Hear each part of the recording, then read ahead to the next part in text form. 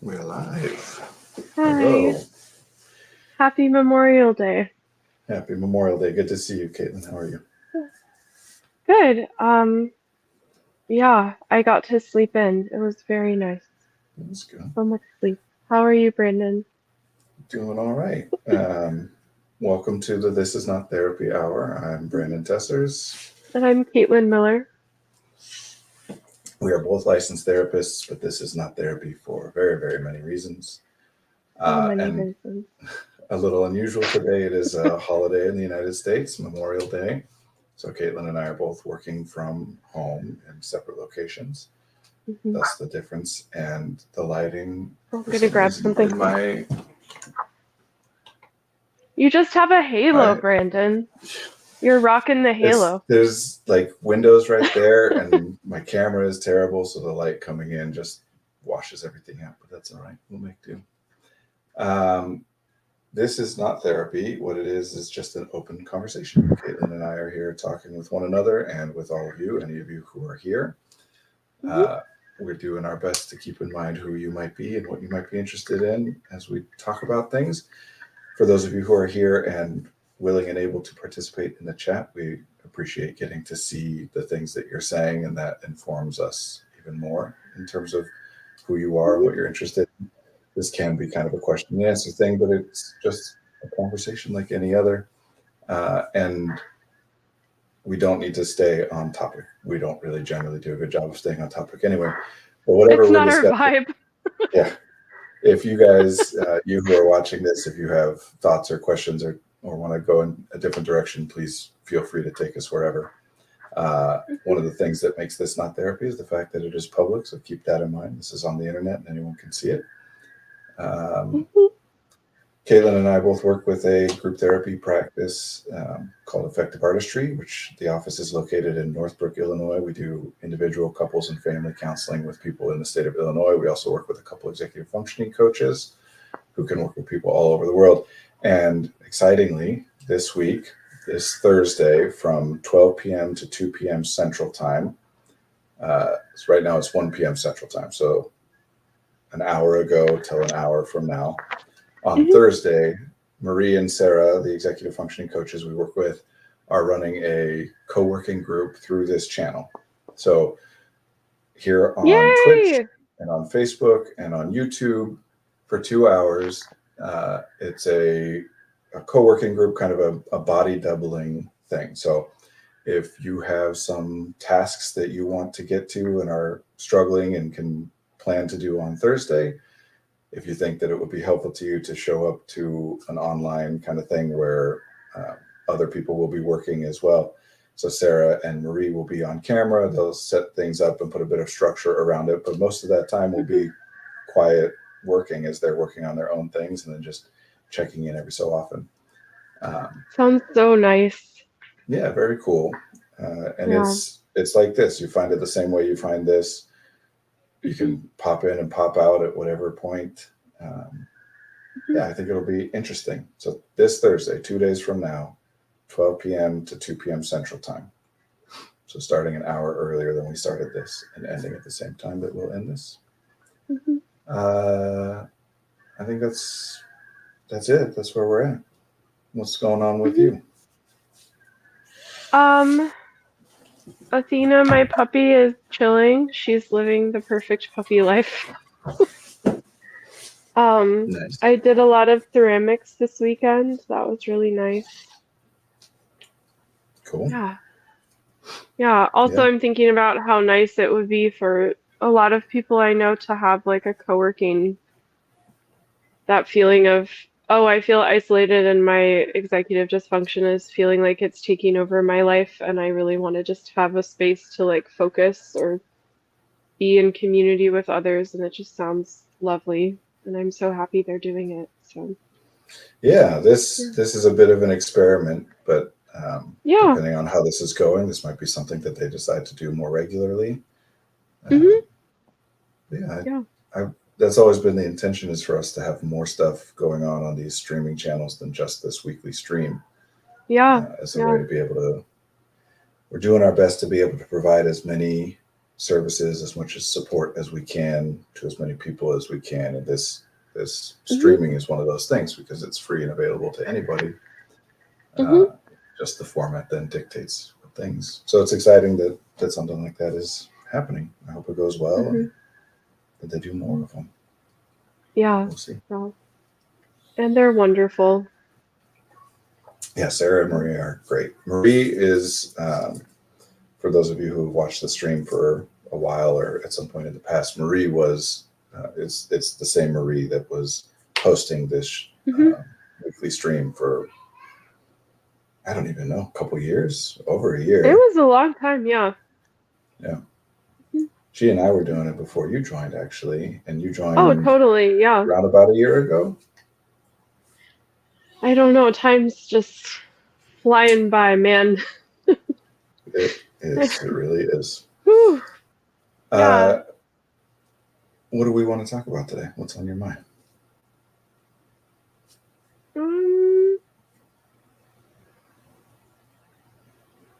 Rainbows? I just looked at my rainbow clock. Rainbows are cool. Oh, I finished Devin Price's most recent book, Unlearning Shame, the audiobook. It is free on Spotify Premium, but I finished it last night and I was like, oh, I hear bits of Brandon in this, and also it was like, I don't know, it's nice. It made me happy that there are people like Devin Price in the world, like sharing, I don't know, different ways to think about things and different ways to structure being a human. And I don't know, there were just so many different like facets of it. And I think I mentioned this on the last stream with you, Brandon, that it's nice to kind of hear things again, even sometimes said in the exact same way, but sometimes just with like a different person, but hear different Sure. concepts and be like, oh, it feels like it's even deeper, kind of like, I don't know. And there was something about the audiobook format too that I enjoyed because it felt like I was able to try to apply everything he was saying to myself versus sometimes when I talk to clients about these things, I'm so focused on how it can apply to their life. So I thought that was an interesting, like, oh, it's kind of cool to be like on the receiving end of this in a different format. So I don't know. Sure. It was, and I was like, this book is awesome. Nice job, Devin. Like it was also like a, whew. Cool. So Yeah, not that I know him. I'm not, but I just said it like he's my friend. I wish he was my friend. That would be nice. I wish he was all of our friends. Yeah, Dr. Devin Price. Dr. Devin Price. Some people Yeah. care about the titles. I don't know if he's one of those people or not, but Yeah. I haven't read any of his books. I'm not much of a book reader, just as I've mentioned. Yeah. But I Yeah. read the like long form, I guess you'd call it blog post or whatever, of Laziness Does Not Exist years and years ago before he wrote the book Laziness Does Not Exist. And Yeah. I really liked it. I shared it with a lot of people. And to the extent that I'm aware of the things that he says, I think his stuff is great. Yeah, there was a lot of overlap about like disability and worthiness as a human being and value and like contribution and I just like so many different and then also the stories he was sharing about his own life and his own shame I thought were really powerful. Is there anything in Yeah. particular you want to share or discuss rather than just Yeah, describing? it sort of reminds me of like a ice cream shop where all of the flavors are amazing, and I'm like, I don't know which ice cream to choose. Well, unlike at an ice cream shop, you are not limited to only the first choice that you make. You can That is such a choose one, then the next, and then the next. yeah. Uh-oh. Oh, something that I really can you still hear me? I can, but can you hear me? Oh, it says you're on the audio only. My browser lost connection to my camera. Oh no. I don't know what just happened. But anyway, keep going while I try and figure Yeah, this out. something I really liked, it was towards the end of the book, is he talked about how as he has tried to move from work is the most important thing, big projects are the most important thing, like doing really well is the most important thing at work, to he said now he values family time and deepening relationships over all of it, and that work is something he like sneaks in between having beautiful experiences with family and friends. And so I thought that was an interesting way of sort of like restructuring the way you approach life. And it was helpful for me to remind myself of the tendency in myself to also prioritize work, and that like essentially work is something you have to do, and if you don't do, that's bad. And then outside of that, you try to figure everything else out. But Devin was saying he's switched from that and like kind of the overachieving mindset to I structure things that like he structures things that bring him joy, particularly fostering deep relationships. And then outside of that, oh, you just kind of make work fit. Um, so yeah, I thought that was really beautiful. Yeah, that's cool. Work is one of those terms that it is used to mean a few different things that then get conflated in our Yeah. culture. And to me, the two big ones that work gets used to mean is one is like the thing that you do for which you are paid money or for which you are intending or aiming to be paid money. Mm-hmm. Yeah.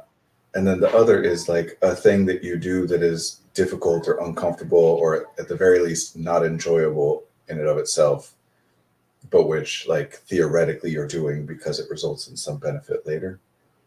So, for example, Mm-hmm. in the phrase hard work, whenever we're saying it's hard work, we're talking about the Mm-hmm. second meaning, that it's like Mm-hmm. difficult or uncomfortable or painful or unpleasant, but worth doing theoretically because it pays off in something later. Mm-hmm. Uh, and yeah, that I think that messes a lot of stuff up. This concept of Mm-hmm.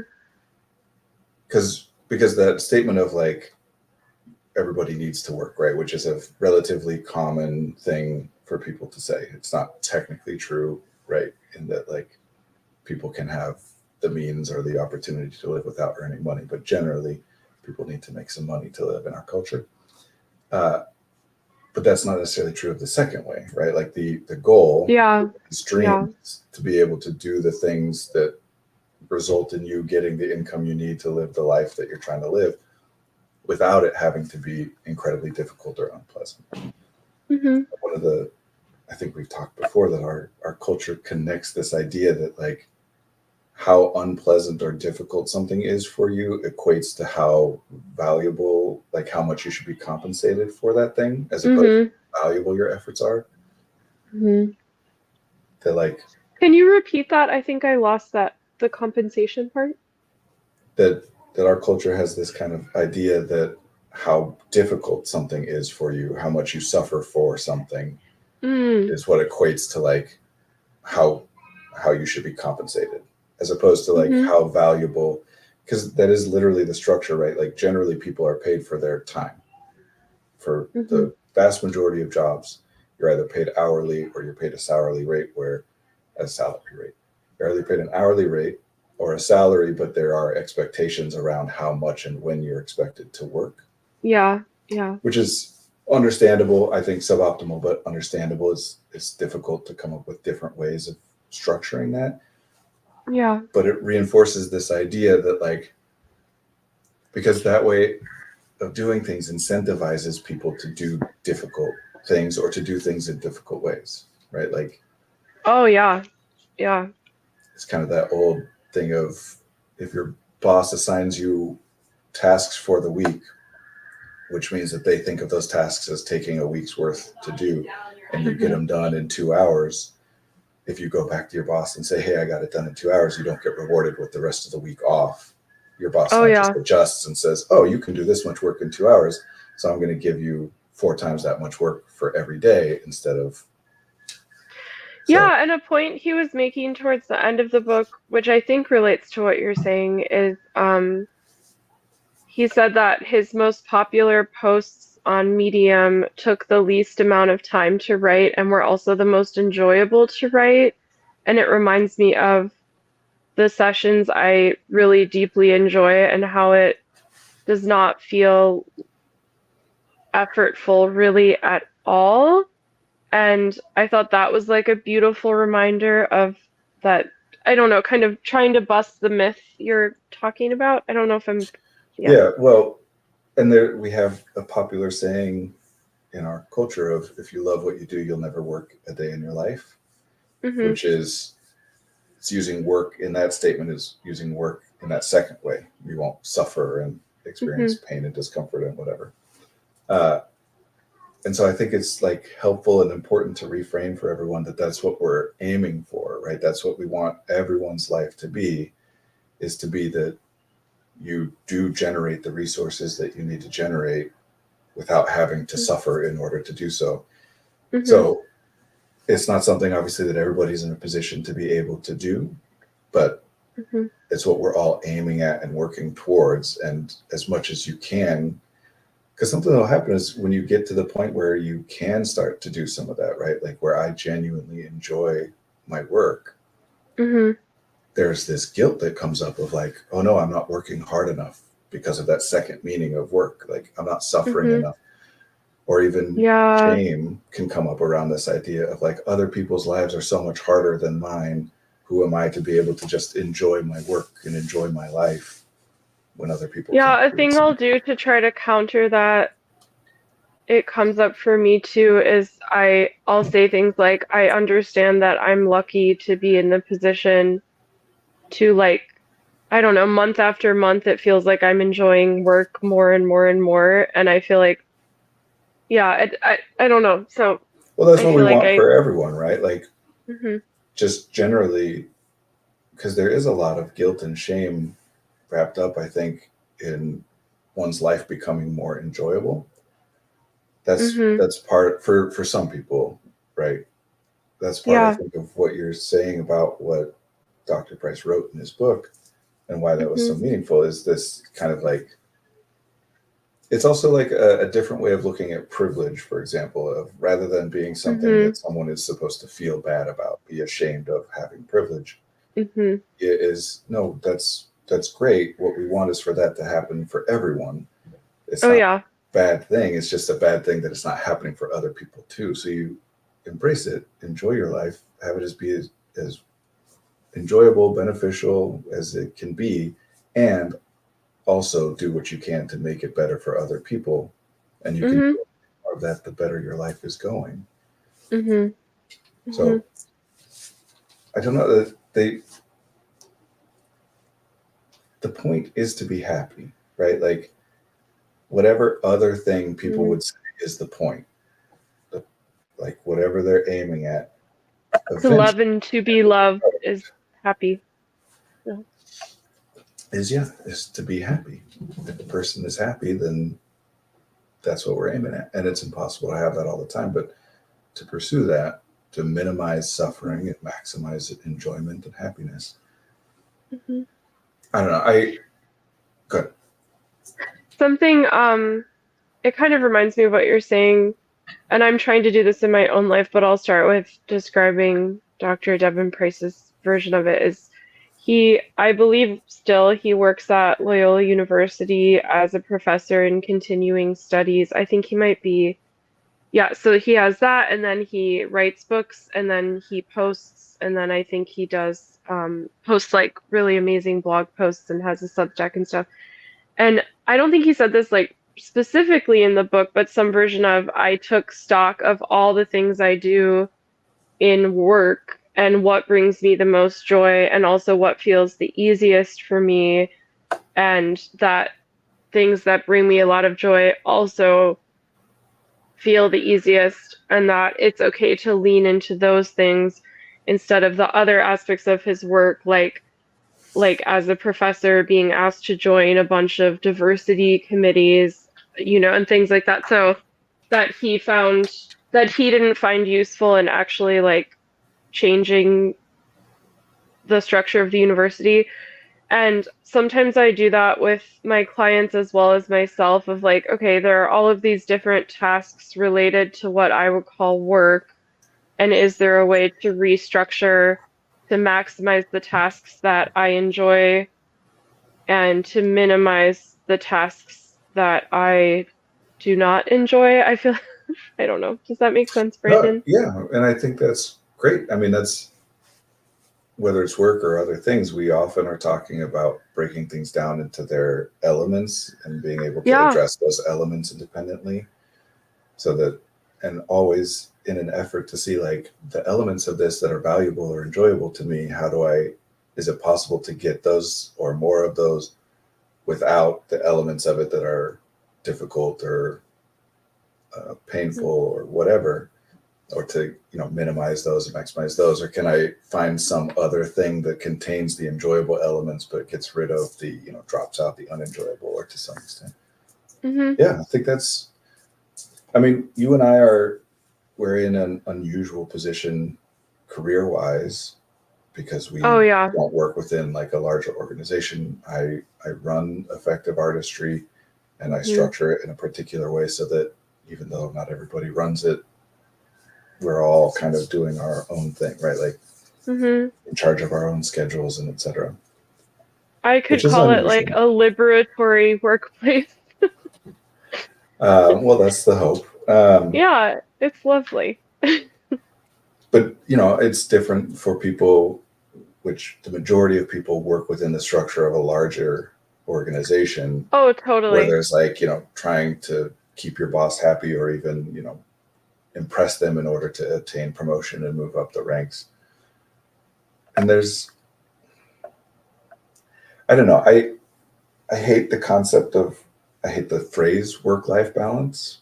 I think it's a ridiculous concept and an awful piece of language because the Yeah. language implies that work is something which exists outside of your life and Oh, yet yeah. somehow takes equal weight, that between work and presumably life is all the things that are not work, that you're trying to balance those two things as though they're two things that need equal, like work and everything else should take up an equal amount, Mm-hmm. but also that work comes first in that phrase.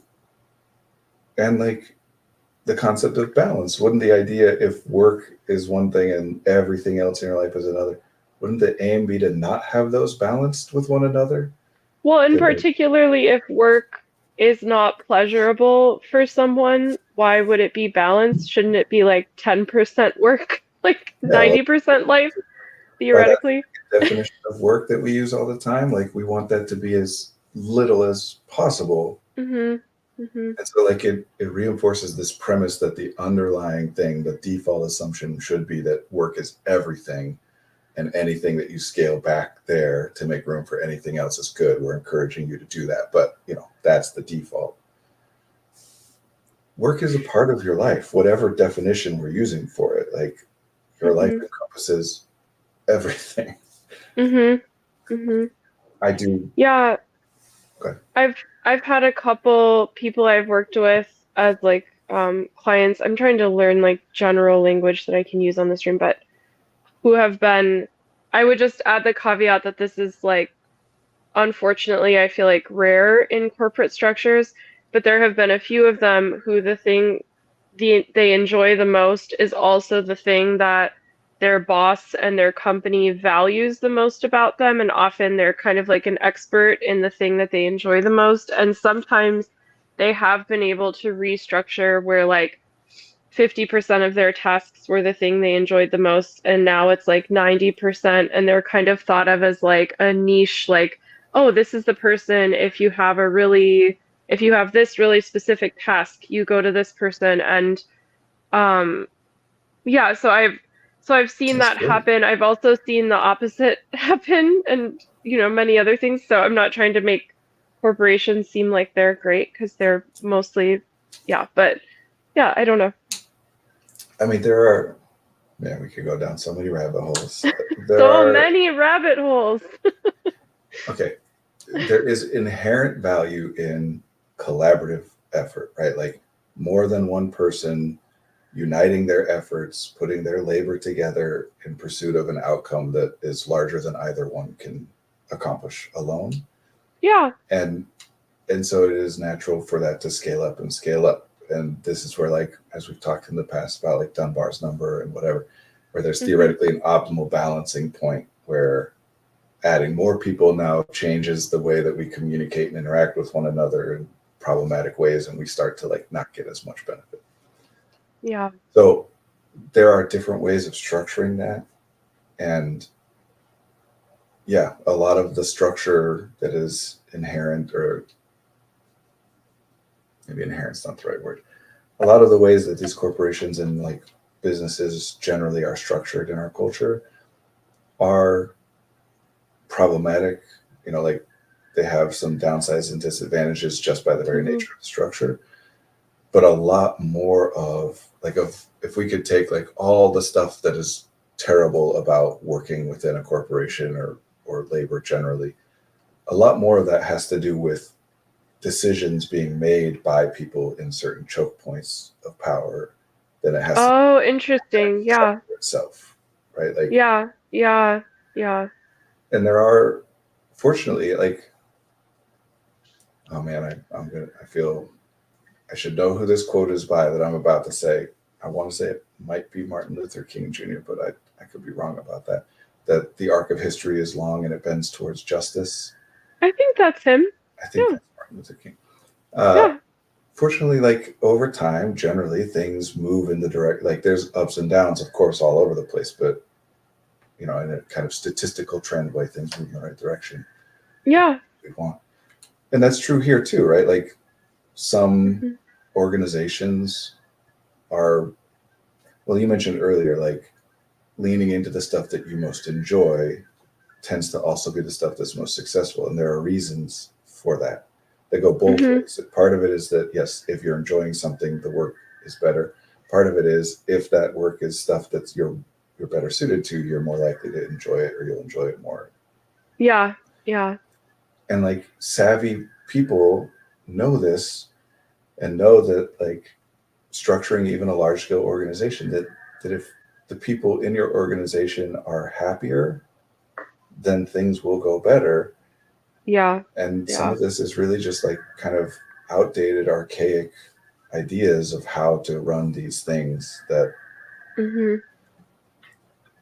and it's not that anything's perfect, but like generally over time things are moving more in that direction, because that is the optimal way to run collaborative effort. Totally. To specialize as much as possible, and that everybody gets to specialize in the stuff that they're most interested in and enjoy the most. And well, and one thing that Devin Price was talking about is he was saying like part of the opposite of like a shame-based society is accepting like a really deep and powerful interdependence. And he said part of his journey of accepting interdependence is allowing himself to do the things he loves and trusting that other people might do the things that he doesn't enjoy. Like sort of like that rugged individualism is like, I have to do everything myself because I can't count on anyone else, and then being like miserable.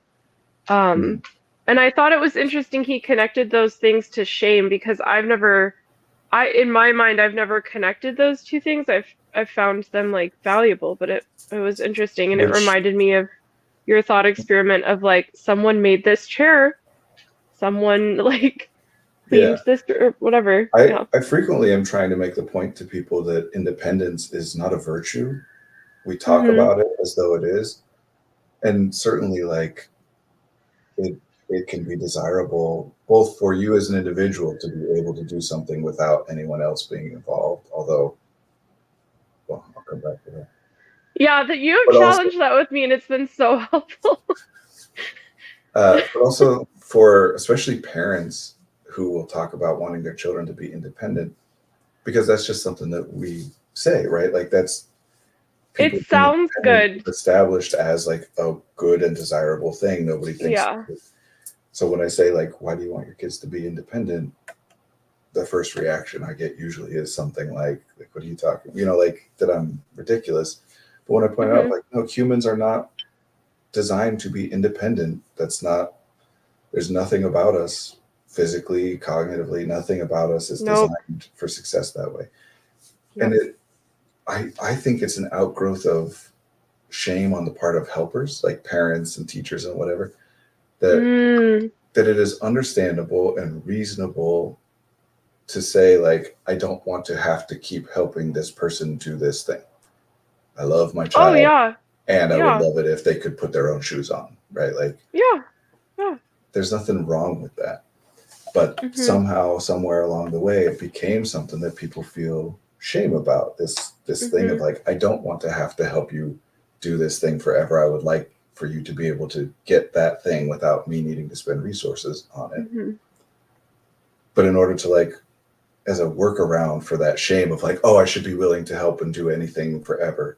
And I am, Mhm. but that there's a difference between what I'm willing to do and what I want to do, what is Yeah. optimal. Yeah. But as a workaround for that, we then talk about how it's better for them, right? Like they need to learn to be independent.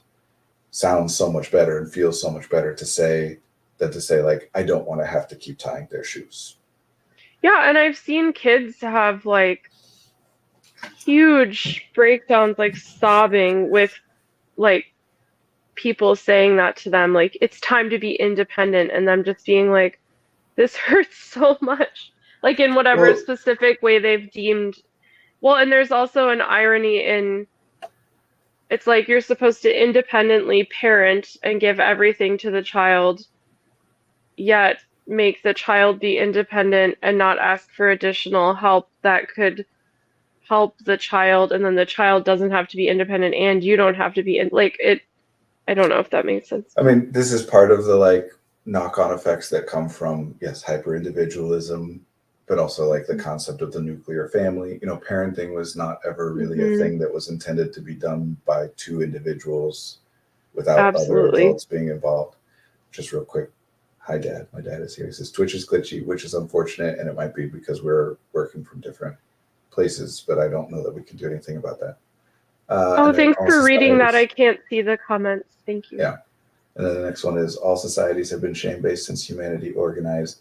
We're finally moving to a place where acceptance of self and others is becoming more popular. It began with that growing sense that we were not doing enough. Oh, that gnawing sense that we're not doing enough. Hmm. So shame is an emotion, right? Like shame is a word we use to describe an emotional experience. And Hmm. like all other emotions, emotions are things that you observe in yourself. They're not Hmm. thoughts. They're where you're trying to make connections between abstract concepts. They're just like sensation, right? Like hearing a sound is Hmm. something you just experience and observe, right? Emotion is a different form of observation, but it's still just something within us. And so, like all emotions, we have the mechanism to feel that for some reason, right? Humans Yeah. evolved that way Yeah. for some reason. It serves some purpose, and it has served some purpose theoretically for a long, long, long, long time in the Hmm. evolutionary history of our species. Now, having said that, oh, you can't hear much of my commentary. Are you hearing me okay, Caitlin? Yeah, I would let you know if I couldn't. I can see you and hear Mm. you. Yeah. Well, we'll just have to do because I don't know what that would be. So we'll make do, and next week we'll be back in the office. Um, We will gather. there's another piece that's about language, which is how we like organize and identify that experience, right? That like Hmm. without knowing the word shame, you could experience, theoretically, you can experience what we are calling shame, but you would call it something else, or you wouldn't know Hmm. what to call it, or whatever.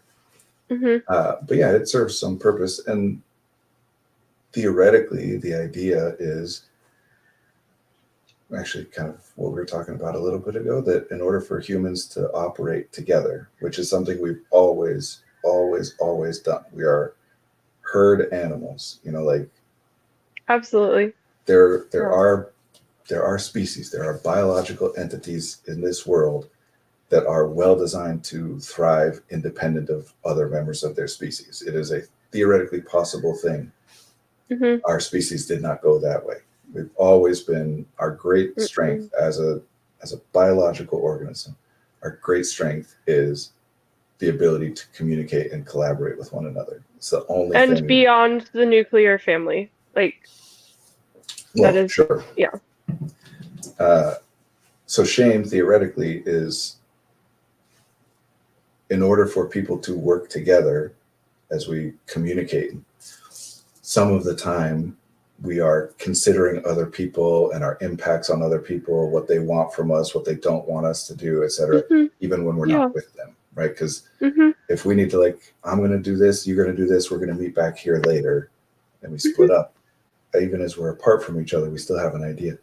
So shame really is that, like, imagining other people with whom you either don't have the option to communicate or it's too risky to communicate or whatever, imagining what those people would like or not like for you to do. And when Mm-hmm. you imagine that they wouldn't like the things that you are doing, that's what we're talking about when we say shame. Mm-hmm. That, like, Mm-hmm. that idea that what I'm doing right now is in some way wrong, but wrong is a concept that's identified through the lens of your community. Mm-hmm. So it serves a purpose in that it's kind of like the same way as if you're, like, thinking about jumping some gap or, doing something potentially dangerous, and you imagine how would this go, that you have Yeah. the ability to imagine it going poorly, which then results in you feeling fear. It's the Mm-hmm. same thing, just socially, right? Yeah. Yeah. So I don't think it's so much, as people will speculate sometimes, as like a punitive kind of thing, like a negative experience as a consequence of doing something that is harmful to you. Because Mm-hmm. that's just pain, right? Like when you actually make the jump and fall and break your leg, it hurts. Mm-hmm. When you do something in front of someone and it results in them being upset, that's what we call embarrassment. Like that feeling Mm-hmm. when it happens. Shame is like fear. It's the imagining of what it would be like if someone else were to observe you doing something. So you can feel it for things that nobody else has ever observed or will ever observe. You can even feel shame around just things that you think or feel but don't even do. Or Mm-hmm. generally, you wouldn't Yeah. say that you're embarrassed about something you think that you don't share with anyone. Yeah. So there's this idea that it's like punitive, right? That it keeps you in line. And I think Mm-hmm. there's some truth to that, except that it's just part of the mechanism that keeps you in line with your community. It's Mm-hmm. we as Douglas Hofstadter talks about mental models. I use that phrase a lot. You have your mental models of the other people with whom you interact and of your entire community and the relationships, and you're interacting with those mental models. And when you consider things that you think, oh man, that would harm them, or they would be upset with me, or that's Mm-hmm. when you feel shame. And when you imagine things and it doesn't result in that, then it's like, oh, they would like that or whatever. Then it's pride or excitement or joy or whatever other things. Mm-hmm. So shame based in the same sense that, like, fear based, right? It's really a matter of, are you pursuing the thing that you desire, or are you attempting to avoid the thing that you want to avoid? And both of those Mm-hmm. are valid things to do. It's not that one is good and one is bad. And by default, humans do go for the avoidance of the unpleasant, because that's the thing that happens automatically. You do experience pain, you do experience fear, sadness, exhaustion, hunger, shame. You're going to experience those things, and you're going to notice them, and you're going to not want them to happen again. That happens for Yeah. all people. Mm-hmm. Not everybody gets to experience all the things that they enjoy, or to be able to have the opportunity to consider things which haven't happened in your experience, but which theoretically would be enjoyable if they were to happen. Mm-hmm. Mm-hmm. So to pursue what you want you do have to have the ability to sit back and spend some resources in the consideration of things that are not real. Mhm. If that makes sense. Mhm. Yeah, so Freud talked about it as like the avoidance of pain and the pursuit of pleasure. Those were like the organizing principles of what it is, you know, the human psyche or whatever. And I think I wouldn't co-sign that concept so like strongly, but Mhm. just in talking Mhm. about shame-based societies, I don't know that societies are shame-based, even though individual Mhm. experiences of it would be that way. Yeah, it kind of reminds me of fight or flight, where it's like a mechanism of being a human being that is sometimes situationally advantageous, but that is like out of balance for many people. Like the idea of I always feel like I'm in fight or flight, or I feel ashamed of many things, versus like sometimes I bump into the boundary of fight or flight and I correct, or sometimes I bump into the boundary of shame and I correct, instead of like every day it's a cloud hovering over me, or, you know. Yeah. Well, so Viktor Frankl's like most famous book is called Man's Search for Meaning, because his response kind of to Freud's idea that the organizing principle of human psychology is the avoidance of pain and pursuit of pleasure.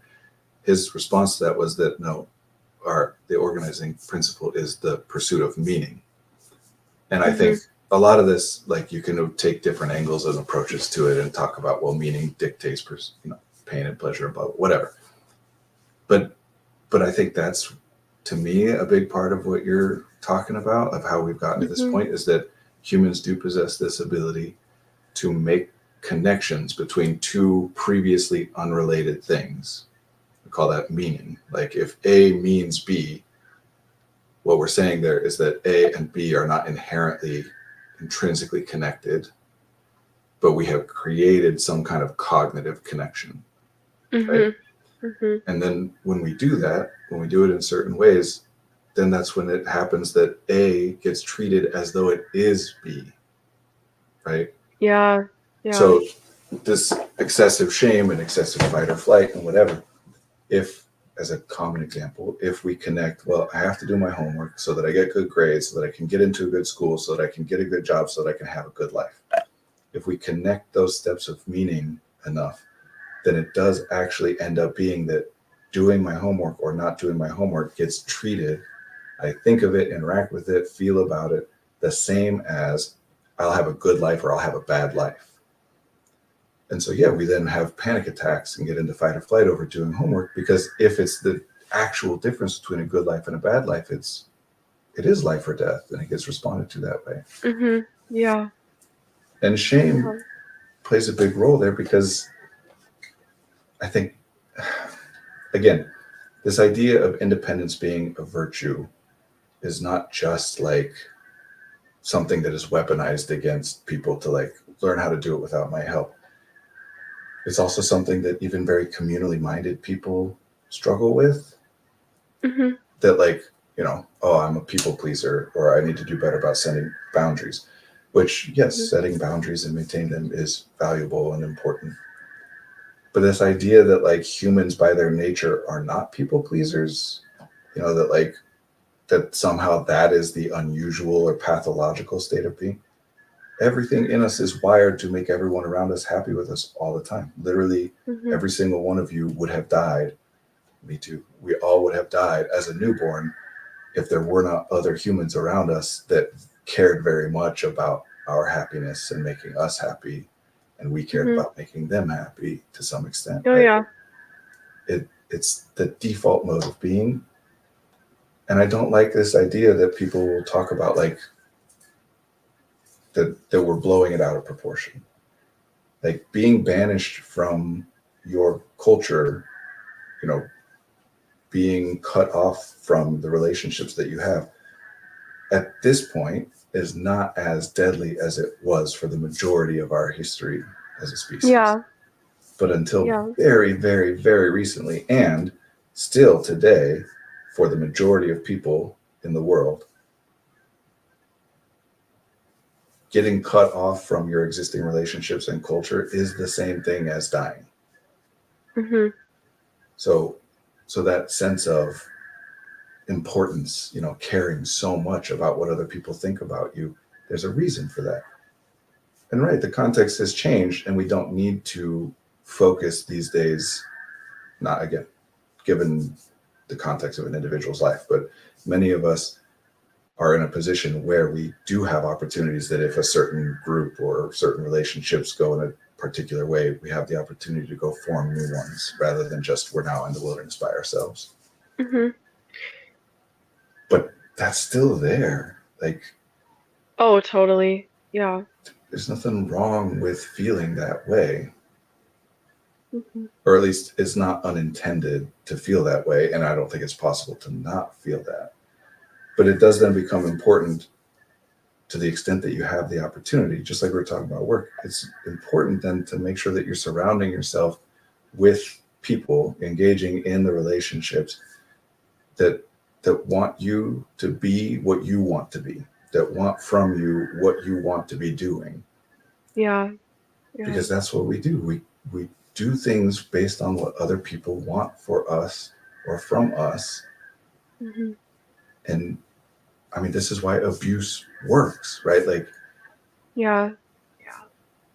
abuse is a particular way of weaponizing that inherent human desire to maintain healthy and strong relationships.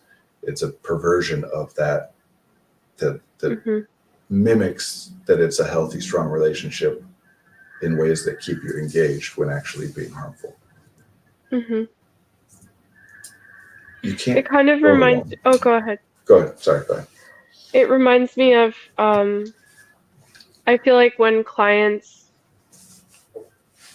I want to say like graduate from therapy, but it's that I don't like that term. But I notice that often it's when they feel like they have deeper, more authentic connections with either like a similar amount of people when they started therapy, but deeper and feeling like they can rely on others more, or like new people that feel great to them. But I feel like a lot of it is like, you know what, my life feels like I feel like I can rely on others in ways that are deeper and more meaningful. And I feel like often the premise of people graduating from therapy is like, well, one day you can rely on yourself significantly more, and we're teaching you how you can rely on yourself more. But I've kind of seen the opposite.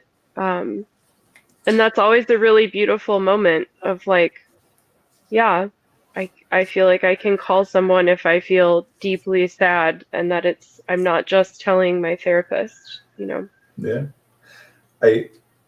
There's a contradiction at the core of therapy that there's no getting around. Like, the nature of what individual therapy is reinforces this idea that you as an individual have the ability to change certain things that will make your life better for you, regardless of Mm-hmm. whether other people or other environmental circumstances are changing. And there's some truth to that. But the other piece of it is the very nature of therapy is that you're interacting with another human being. So at one time, it's reinforcing this idea that a lot of what's going on in your life is within your ability to influence, and therefore working on you as an individual should theoretically result in good changes. But in order to do that, you have to interact with another person who is helping you. Like, it is paradoxical. To me, the way I resolve that is that first thing is like not really true.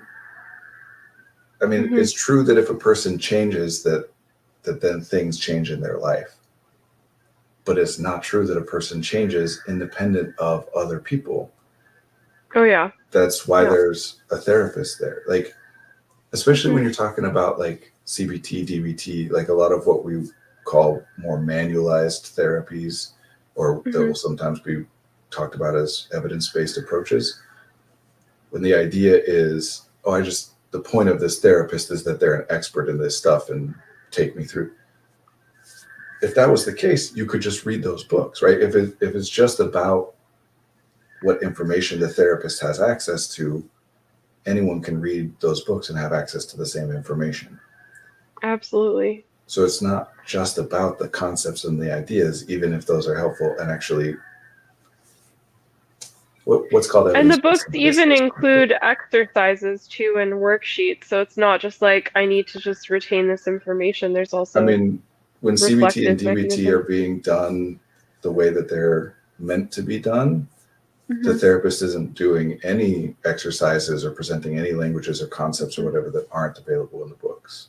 That's why Hmm. they're, in order to be able to research them, for them to be called evidence-based, they have to make sure that in the statistical study they're doing, that every person, every therapist is doing certain things. Otherwise, they couldn't compare the outcomes, right? If it's just Yeah. a bunch of people doing their own thing.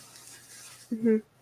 And I'm not saying this isn't me trying to rag on those styles of therapy, although that's not my approach and not the one that I teach or hold in the highest regard, but they're very helpful Hmm. to people in the ways that they are helpful to people. Hmm. It's just to say that, like, the idea that that's the important part is kind of obviously not true. Otherwise, you wouldn't be seeing a therapist to do it. Hmm. Humans change as a result of stimuli, experiences, right? Hmm. In the same way that we talk about trauma, where an experience changes a person in some way that carries forward into their life, changes the way they think Hmm. or feel or behave moving forward. Well, the same is true of positive experiences, right? Like, even reading a Hmm. book, like you were talking about at the start of this off, another person put some words down that you then received. So it's communication. It's a particular kind of asynchronous and one directional communication, but it is Hmm. communication. And that's where you get the ideas, the thoughts, the language that change you. Hmm. Every interaction with anything outside of yourself changes you, Hmm. but with humans more than anything else, interactions with other humans change you more than anything else. I don't know. I don't know that I have a point here other than to say, like we were talking about before, independence is a joke. It's not a thing. Take a Hmm. human, cut them off from all the efforts of all other humans, and see what happens. And they die, literally die real fast.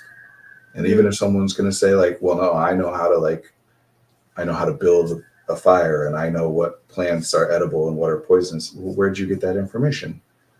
You Hmm. didn't discover that all on your own, right? Like, we And literally I can't also even think think that accounts, way. I Go ahead. feel like accounts of people who have survived like awful circumstances, like a plane crashed and I was the only survivor and it was in the middle of a jungle, have talked about like the immense psychological effects of like talking to themselves and like having like friends in their head to survive their time until they reached civilization again. And it's Well, just, that's the thing yeah. is we have these mental models, and so Hmm. humans who are at a certain point in their development, humans who have developed these mental models are never alone cognitively. Oh no. Yeah. And I think that's a big important part of understanding shame is Hmm. that, like, even if you are physically alone, that there's no one Hmm. around you, no one observing you, you have other people in your head that you carry around with you all the Hmm. time. And that Yeah. your mental model is not the same thing as the person that you're thinking of, Mm-mm. but it actually doesn't feel all that different because, the map is not the territory. Right now, you and Hmm. I talking to one another, you're a real person, but I have no ability to observe and interact with the real person, Caitlin Miller, consciously in the same way that, like, I can't Hmm. consciously observe every element of a chair or anything else. I have a concept of you. I have a concept of the Hmm. language that you're using and the meaning that is connected to those things, and everything I'm consciously experiencing is filtered through that. And Hmm. so when you're separated from another person and thinking about them, when you're, for example, arguing with somebody in your head, right? Hmm. Preparing to say something, and what would they say? And if I say this, will they say that? That it Hmm. doesn't feel that much different from interacting with them in real life. To the extent that just like any hallucination, it can not feel different at all. You can completely lose track of the fact that it isn't actually happening in reality. Yeah. Because we're really not wired. Even our ability to understand and observe the real world runs through other humans. Like, if I see movement out of the corner of my eye and I don't know if it's a mouse or a shadow, if someone else is in the room with me, that's the first thing I'm going to do is say, "Did you see that?" Yeah. And if they say, "Yes, I saw that, it was a mouse," now my reality is that was a mouse that I saw out of the corner of my eye. And if they say, "Yes, I saw that, it was just a shadow from that reflection of whatever," then my reality now is that it was a shadow. Yeah. Even our ability to perceive the world around us runs through humans. Shame is an intrinsic part of being human. And yeah, it's about, just like pain is an intrinsic, and sadness and exhaustion. If we pathologize these things and make them into a symptom of something that's wrong, then when people experience them, they become worse, because I think, it's not just, oh, I'm tired. It's, I'm tired. Oh no, what's wrong with me? It's not just I'm sad or I'm feeling ashamed. It's, oh no, what's wrong with me? And I start looking for a larger pattern. Yeah. But when there's, Brandon, I have to go soon. I have a meeting at 2. I was just going to say, when there's too much shame, when a person is experiencing like an excessive amount of shame, it is about those mental models. Who are the people, and what did those people teach you about what is right and what is wrong? And you move past that, or you get a better balance of it, or whatever. You improve things by changing the mental models, not by some way independently changing something in yourself so that you now no longer feel shame. Like you start interacting with your found family instead of the family that taught you all that shame. It runs through other people. It has to. Yeah. I enjoyed this time with you, Brandon, and I'm gonna jump. But I don't. Are you ending the stream now, or are you going to continue? Yeah, we're gonna wrap up. Oh, okay, we're wrapping up. Okay. Thanks, Brandon's dad, for your comments. Yes, thank you. Good to be with you all, and we'll be here next week, same time. Friendly reminder of the first, what is it, co-working session on Thursday with Marie and Sarah from 12 noon CST to 2. The first, potentially the only. So, if you're interested, really try to. Oh, that's a good point. Because there might not be another. There might, I hope. Yeah. But I hope so deeply. Yeah. Good to be with you, Caitlin. Nice to see you. Nice to be with you all. Good to be with everyone else. We'll see you next week.